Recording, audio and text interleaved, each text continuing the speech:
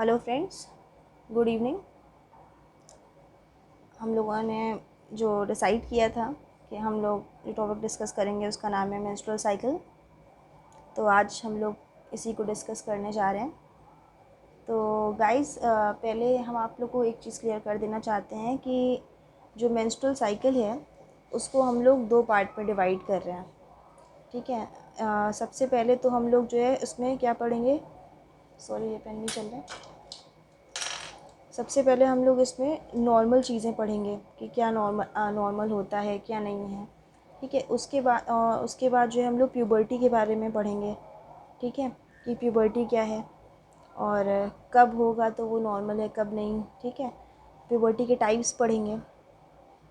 उसके बाद हम लोग जो है सेकेंड पार्ट में हम लोग इसके चेंजेस पढ़ेंगे कि मेंस्ट्रुअल साइकिल में क्या क्या चेंजेस होते हैं और क्या क्या फेजेस आते हैं। ठीक है। तो आज जो हम लोग वो पढ़ेंगे वो जनरल चीज़ें पढ़ेंगे मेंस्ट्रुअल साइकिल में। जनरल चीज़ें कि क्या होता है, क्यों होता है, कैसे होता है, क्या क्राइटेरिया होते हैं, क्या नहीं है, किस चीज़ पे ये नॉर्मल नहीं है, ये सब चीज़ें पढ़ेंगे। प्यूबर्टी की होता है, प्यूबर्टी का लास्ट साइन होता है। हम लोग आज ये सारी चीज़ें इसमें पढ़ेंगे और कल या फिर परसों हम लोग जो है इसके चेंजेस पढ़ेंगे और फेजेस पढ़ेंगे। ठीक है फ्रेंड्स, तो हम लोग अब डिस्कस करते हैं अपना टॉपिक मेंस्ट्रुअल साइकिल। और आप लोग का इस टॉपिक के रिगार्डिंग जो भी डाउट हो आप लोग कमेंट सेक्शन में या फिर डीएम डायरेक्ट मैसेज करके पूछ सकते हैं। ओके फ्रेंड्स, तो हम लोग बात करते हैं कि मेंस्ट्रुअल साइकिल होता क्या है। तो देखिए इसमें लिखा है जैसा कि menstrual cycle is a visible cyclic physiological uterine bleeding due to shedding of endometrium outflow through vagina। तो इसका क्या मतलब है, जो यूट्रस होता है, हम लोगों का जो यूट्रस होता है इसकी 3 लेयर होती हैं। ठीक है, 3 लेयर होती हैं इसकी। एक तो पेरीमेट्रियम हो गया, दूसरा हो गया मायोमेट्रियम, और जो तीसरा होता है वो क्या होता है, एंडोमेट्रियम होती है। तो हम लोगों ने पढ़ा है कि जो एंडोमेट्रियम लेयर होती है ये डे बाय डे बनती रहती है, क्योंकि इसमें हार्मोनल चेंजेस होते हैं एस्ट्रोजन प्रोजेस्टेरॉन के। तो ये क्या होता है, ये बनती रहती है, धीरे धीरे डेवलप होती रहती है।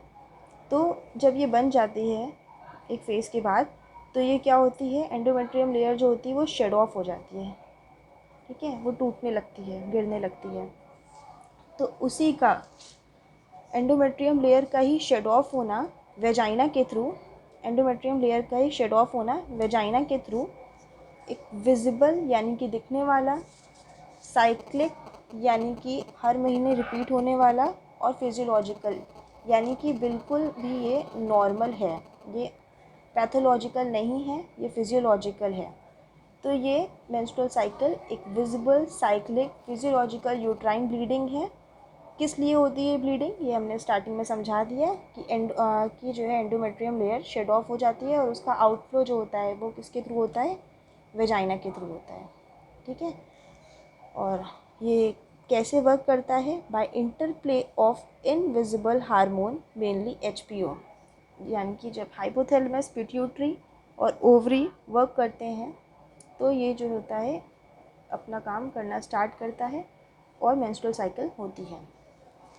तो ये साइकिल जो है वो कैसे वर्क करती है, तो देखिए सबसे पहले होता है कि क्या कैसे वर्क करती है। जो हाइपोथैलेमस है, ब्रेन में हमारे हाइपोथैलेमस होता है, वो क्या रिलीज़ करता है, जीएनआरएच रिलीज़ करता है, यानी कि गोनाडोट्रोपिन रिलीजिंग हार्मोन को रिलीज़ करता है।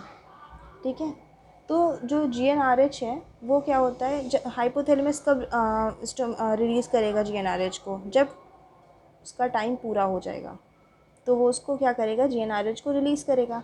और वो रिलीज़ करेगा तो जो है जीएनआरएच स्टिमुलेट करता है पिट्यूटरी ग्लैंड को। ठीक है, और पिट्यूटरी ग्लैंड क्या रिलीज़ करती है, एफएसएच और एलएच, यानी कि फॉलिकुलर स्टिमुलेटिंग हार्मोन और ल्यूटिलाइजिंग हार्मोन। और ये दोनों जाके स्टिमुलेट करते हैं ओवरी को, यानी कि ओवरी से कहते हैं कि अपने हार्मोन्स को रिलीज़ करो, जो कि कौन से हैं, एस्ट्रोजन और प्रोजेस्टेरॉन। और यही क्या करते हैं, पूरी मेंस्ट्रुअल साइकिल कराते हैं। तो एक बार हम लोग फिर से समझ लेंगे कैसे वर्क करते हैं। हाइपोथैलेमस रिलीज़ करता है जीएनआरएच को, यानी कि गोनाडोट्रोपिन रिलीजिंग हार्मोन को, और GnRH स्टिमुलेट करता है पिट्यूटरी ग्लैंड को, यानी कि पिट्यूटरी ग्लैंड को धक्का देता है कि अपने हार्मोन्स को रिलीज़ करो। और ये क्या करता है, अपने हार्मोन्स जब रिलीज़ करता है FSH और LH को, तो ये भी क्या करता है, धक्का लगाता है ओवरी को, कहता है तुम अपने हार्मोन निकालो। और ये अपने हार्मोन्स को क्या करती है, रिलीज़ करती है, जो कि कौन है, एस्ट्रोजन और प्रोजेस्टेरॉन, जो कि रिस्पॉन्सिबल होते हैं मेंस्ट्रुअल साइकिल के लिए। ठीक है, तो अब हम लोग बात करेंगे कि क्या नॉर्मल क्राइटेरिया हैं मेंस्ट्रुअल साइकिल के, कि क्या होना चाहिए। तो सबसे पहले तो HPO axis should be coordinated, यानी कि हाइपोथैलेमस पिट्यूटरी की जो एक्सेस है वो बराबर से होनी चाहिए। यानी कि अगर इसमें हाइपोथैलेमस नहीं काम करेगा सही से तो वो बाकी के फर्दर हार्मोन्स को डिस्टर्ब करेंगे। अगर पिट्यूटरी ग्लैंड नहीं काम करेगी तो वो FH और LH को ही नहीं रिलीज़ करेगी, और FH और LH नहीं, FSH और LH नहीं रिलीज़ होंगे तो एस्ट्रोजन और प्रोजेस्टेरॉन रिलीज़ ही नहीं होंगे, क्योंकि वो स्टिमुलेट नहीं कर पाएगा ओवरी को। ठीक है, और ओवरी का अगर हो गया तब तो फिर एस्ट्रोजन और प्रोजेस्टेरॉन रिलीज़ ही नहीं होंगे। दूसरा है outflow track must be patent, यानी कि आउटफ्लो ट्रैक से यहाँ पे जो है वो रिलेशन है वेजाइना का, यानी कि जो वेजाइना है, वेजाइना ही कोई क्या कहा गया है, आउटफ्लो ट्रैक कहा गया है। ठीक है, आउटफ्लो ट्रैक कहा गया है। तो इसका जो है, इसको जो है क्लियर होना चाहिए, पेटेंट यानी कि क्लियर, ये क्लियर होना चाहिए, क्योंकि इसमें अगर ये कब क्लियर नहीं होगी, दो कंडीशन में ये क्लियर नहीं होगी, या तो वेजाइनल एजेनेसिस हो गया होगा, यानी कि वेजाइना डेवलप नहीं हुई है सही से, एजेनेसिस, एजेनेसिस यानी कि जेनेसिस नहीं हुआ, यानी कि डेवलपमेंट नहीं हुआ है, लैक ऑफ डेवलपमेंट, या तो जो है वेजाइना एट्रेसिया होगा, यानी कि ओपनिंग नहीं हुई होगी वेजाइना में। ठीक है, तो ये है लैक ऑफ डेवलपमेंट और ये है लैक ऑफ ओपनिंग। क्लियर, तो उसके आगे हम लोग बात करते हैं। और अगर ऐसी कंडीशन होगी, ये चीज़ हाँ और है, अगर ऐसी कंडीशन होगी तो हार्मोन्स तो काम कर रहे हैं अपने और सारी चीज़ें सही से हो रही हैं, अगर आउटफ्लो ट्रैक ही नहीं क्लियर है तो ब्लड क्या होगा, यूट्रस में भरता चला जाएगा, और यूट्रस में भरता चला जाएगा तो जो कंडीशन मिलेगी देखने को वो होगी क्रिप्टोमेनोरिया की, यानी कि यूट्रस में ही क्या होना, ब्लड का भर जाना। तो हम लोग को ये कंडीशन देखने को मिल सकती है, किसकी, क्रिप्टोमेनोरिया की। तो इसके बाद हम लोग बात करते हैं कि क्या क्या नॉर्मल क्राइटेरिया हैं नॉर्मल मेंस्ट्रुअल साइकिल के। तो सबसे पहले है मेंस्ट्रुअल साइकिल इस normal menstrual cycle is called eumenorrhea, यानी कि नॉर्मल मेंस्ट्रुअल साइकिल को हम लोग क्या कहते हैं, यूमेनोरिया कहते हैं। इसकी एबनॉर्मलिटीज़ भी हम लोग आगे आने वाली क्लासेस में डिस्कस करेंगे। तो हम लोग सबसे पहले बात करते हैं कि नॉर्मल मेंस्ट्रुअल साइकिल के क्या क्या क्राइटेरिया हैं। तो सबसे पहले नॉर्मल मेंस्ट्रुअल साइकिल को कहते क्या हैं ये जान लें, तो हम लोग उसको कहते हैं यूमेनोरिया। और नॉर्मल ड्यूरेशन होती है जो, वो कितनी होती है, वो होती है 28 डेज़। ये इन जनरल होता है, यानी कि इन जनरल फीमेल्स में देखा गया है तो उसको नॉर्मल यहीं पे मान लिया गया है। और जो शॉर्टेस्ट साइकिल होती है इसमें एक्चुअली ये नहीं कि जिसकी 28 डेज़ नहीं है तो वो नॉर्मल नहीं है, किसी की 29 डेज़ है, किसी की 30 डेज़ है, किसी की 25 डेज़ भी है, या किसी की 26 डेज़ है। तो एक रेंज रखा गया है जो कि क्या रखी गई है, 26 to 35, यानी कि इसको भी क्या क्या है, नॉर्मल कहा गया है। तो शॉर्टेस्ट साइकिल इसमें बताया कितनी हो सकती है, 26 डेज़ की हो सकती है, और लॉन्गेस्ट साइकिल कितनी हो सकती है, 35 डेज़ की हो सकती है। एक्चुअली कैमरा हिल रहा है क्योंकि हम ही इसको पकड़े भी हैं कैमरे को, और हम ही वीडियो बना रहे हैं तो ये बार बार हिल रहा है। तो हम नोट्स आप लोग को भेज देंगे बाद में, क्योंकि जब अभी हाँ सेकेंड क्लास भी ले लेंगे इसके सेकेंड पार्ट की, तो हम नोट्स आप लोग को पूरे भेज देंगे। तो अभी सिर्फ आप लोग फोकस करिए लेक्चर पे। ओके, तो जो फर्स्ट मेंस्ट्रुअल साइकिल होती है, सॉरी, ब्लीडिंग ड्यूरेशन कितना होता है, यानी कि ब्लीडिंग ड्यूरेशन, एक होता है ब्लीडिंग फेज़, यानी कि कितने दिन तक ब्लीडिंग चलती है। तो जब हमारा वो ल्यूटियल फेज़ हो जाता है उसके बाद फर्स्ट टू 5 डेज़ जो है ब्लीडिंग फेज़ रहता है, यानी कि पहले से 5 दिन। और कितने दिन का ड्यूरेशन होता है, तो 2 to 7 डेज़ का रहता है, यानी कि एक फ़ीमेल में या तो 2 से 7 दिन का ड्यूरेशन हो सकता है। किसी में 2 दिन के लिए चल सकती है साइकिल, किसी में 7 दिन के लिए चल सकती है। वैसे मोस्टली फीमेल्स में 3 to 5 डेज़ होती है। ब्लड लॉस कितना होता है, तो ब्लड लॉस होता है 20 to 80 ml हो सकता है।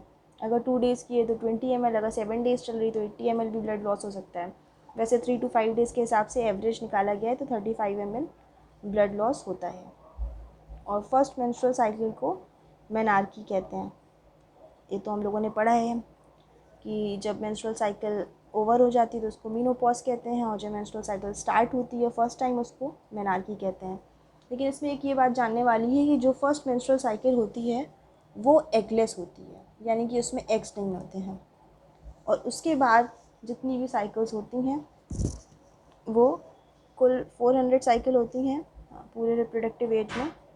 तो उसमें जो फर्स्ट मेंस्ट्रुअल साइकिल होती है वो एगलेस होती है। उसके बाद जितनी भी साइकिल्स आती हैं वो एग्स से आती हैं, उसमें एग्स होते हैं। ओके, तो मेंस्ट्रुअल साइकिल होती कब है, स्टार्ट कब होती है, तो ये हम लोग शुरू करते हैं कि प्यूबर्टी, एक प्यूबर्टी हम लोगों ने पढ़ा है, क्लास 10th में भी पढ़ा है, क्लास 8th में भी पढ़ा है, क्लास 12th में भी पढ़ा है कि प्यूबर्टी क्या होती है। तो प्यूबर्टी होता है development of secondary sexual characteristics. ठीक है, यानी कि जब किसी भी हम लोग किसी भी बॉय और गर्ल को ये कह सकते हैं देख के ही सामने से कि ये बॉय है कि ये गर्ल है, तो हम लोग जो है उसको क्या कहते हैं कि इसके सेकेंडरी सेक्सुअल कैरेक्टरिस्टिक्स डेवलप हो गए हैं। जैसे मेल्स में बियर्ड आ जाती हैं थोड़ी थोड़ी सी, और एक्सियल हेयर्स आ जाते हैं, और फीमेल्स में जो उनके ब्रेस्ट का डेवलपमेंट हो जाता है। तो ये क्या है, सेकेंडरी सेक्सुअल कैरेक्टरिस्टिक्स हैं, तो इनका डेवलपमेंट स्टार्ट हो जाता है। तो या फिर इनको ये भी कह सकते हैं चाइल्डहुड जब एडल्टहुड में कन्वर्ट होता है तो उसको हम लोग प्यूबर्टी कह देते हैं। तो एज क्या है प्यूबर्टी की, गर्ल्स की है 10 to 16 ईयर्स और बॉयज़ की है 12 to 16 ईयर्स। तो एक टेनर और मार्शल थे, उन्होंने प्यूबर्टी को 5 पार्ट्स में बांटा था, 5 स्टेजेस में बांटा था कि प्यूबर्टी 5 स्टेजेस में बटी हुई है। कैसे स्टार्ट होती है प्यूबर्टी, सबसे पहले थैलार्की, यानी कि ये क्या है, फर्स्ट साइन है प्यूबर्टी का, फर्स्ट साइन ऑफ प्यूबर्टी। इसका मतलब होता है डेवलपमेंट ऑफ ब्रेस्ट। क्या होता है इसका मतलब,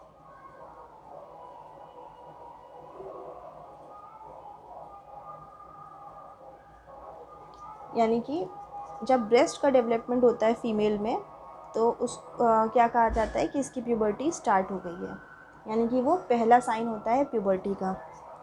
दूसरा होता है एड्रेनार्की, यानी कि डेवलपमेंट ऑफ एक्सियल हेयर, यानी कि एक्सियल हेयर्स क्या होते हैं जब डेवलप होते हैं उनको कहते हैं। और उसके बाद जो है प्यूबार्की, प्यूबार्की यानी कि डेवलपमेंट ऑफ प्यूबिक हेयर।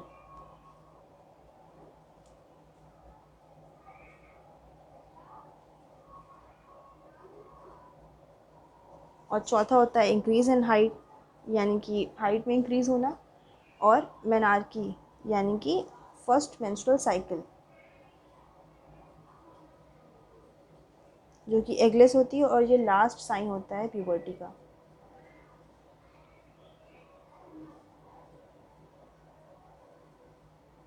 ठीक है, तो 5 हम लोगों ने साइन पढ़ लिए। सबसे पहले थैलार्की, फिर एडेनार्की, फिर प्यूबार्की, फिर इंक्रीज़ इन हाइट और फिर मेनार्की। ओके फ्रेंड्स, तो हम लोग आगे बढ़ते हैं। इसके बाद हम लोग पढ़ते हैं टाइप्स ऑफ प्यूबर्टी। एक तो नॉर्मल हो गई कि जो है 10 to 16 एज में स्टार्ट हो जाएगी। अगर 10 to 16 एज में स्टार्ट नहीं होती है तो इसमें 2 कंडीशंस आती हैं, एक आती है प्रीकॉशियस और एक आती है डिलेड। यानी कि अगर 10 ईयर्स के पहले हो गई स्टार्ट तो उसको हम लोग क्या कहेंगे, प्रीकॉशियस, और अगर 16 ईयर्स के बाद हुई स्टार्ट तो उसको हम लोग कहेंगे डिलेड। ठीक है, तो कुछ इम्पोर्टेंट फैक्ट्स हैं या फिर क्वेश्चंस हैं मेंस्ट्रुअल साइकिल के रिगार्डिंग जो कि हम लोग बात कर लेते हैं इसकी। Women having 400 mc in total reproductive age, कि एक वुमेन की जो रिप्रोडक्टिव एज होती है, रिप्रोडक्टिव एज यानी कि लोग जो कहते हैं 15 ईयर्स टू 45 ईयर्स को हम लोग रिप्रोडक्टिव एज कहते हैं जनरल में, जनरली 15 ईयर्स टू 45 ईयर्स को हम लोग जनरली क्या कहते हैं, रिप्रोडक्टिव एज कहते हैं। तो 1 ईयर में वैसे तो नॉर्मल 28 डेज पे रिपीट होती है साइकिल, तो 1 ईयर में कितनी हो गई, 1 ईयर में हो गई करीब 13 MC हो गई, 13 मेंस्ट्रुअल साइकिल हो गई। तो इस तरह से जो है अगर हम लोग इसको मल्टीप्लाई करें रिप्रोडक्टिव एज से, तो इन जनरल 400 मेंस्ट्रुअल साइकिल देखी गई है। तो एक वुमेन की रिप्रोडक्टिव एज पे उसकी जो मेंस्ट्रुअल साइकिल होती है वो 400 होती हैं।